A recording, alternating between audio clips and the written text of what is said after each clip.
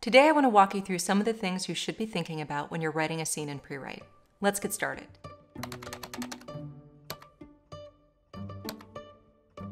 When you're writing a scene, you want to think about its function in the overall story.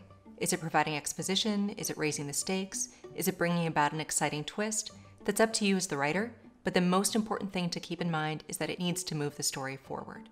Prewrite allows you to break a story down to its necessary elements, the bones that must be present in order to craft a compelling story.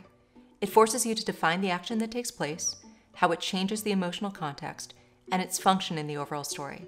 Let's talk about each section. Content.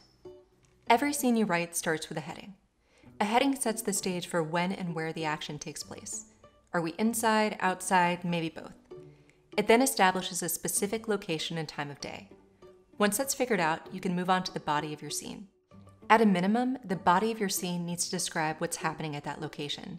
Who's there? What are we seeing? What's playing out? It can also include dialogue and parentheticals, which help further define how characters are interacting with each other. Lastly, for content, you can include notes. This section can obviously be used pretty much any way you'd like. Characters.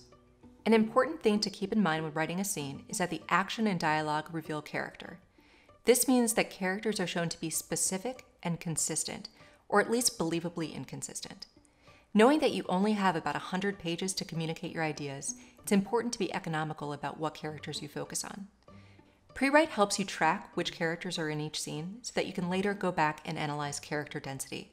It might sound obvious, but many stories can be improved by interspersing small scenes that flesh out the relationship between 2 or 3 characters throughout the plot, or even that focus on one character to reveal depth and make them seem more human.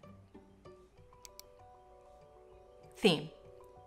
Theme is the point of your story. It's why you're writing it, and it should mean something to you. It should be deeper than Batman strong, Batmobile fast.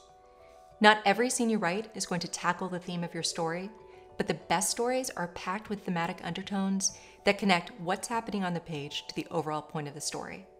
Theme is a huge topic, and I'm not going to delve into it in detail in this video. Just know that in Prewrite, we prompt you to identify when your scene explores, challenges, states, or symbolizes your overall theme. Emotional value. When a story is well written, you become invested in the main characters. You empathize with them to such a degree that when things go their way, you feel good, and vice versa. That's what tracking emotional value is all about. Every scene you write should bring about a change in emotional context for your main characters. Plot threads.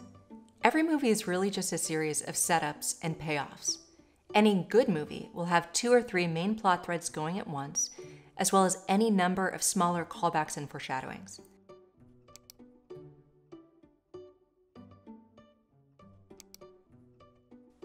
Images.